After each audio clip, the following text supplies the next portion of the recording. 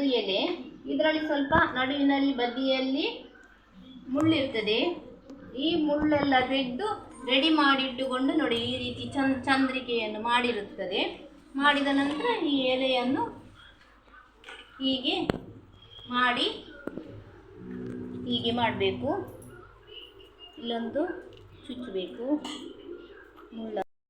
ಹಾಕಿದೆ ಮುಳ್ಳನ್ನು ಇಟ್ಟು ಇದನ್ನು ಹೀಗೆ ಮಾಡಿ ಇಲ್ಲೊಂದು ಮುಳ್ಳು.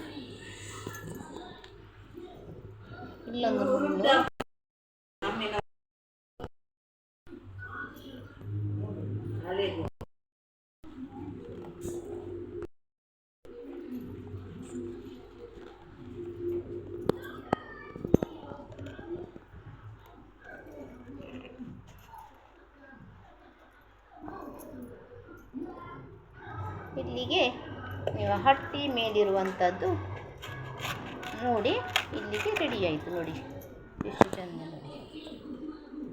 ನೋಡಿ ಇಲ್ಲಿ ತೂತು ಇಲ್ಲ, ಏನಿಲ್ಲ, ಒಳ್ಳೆಯದುಂಟು.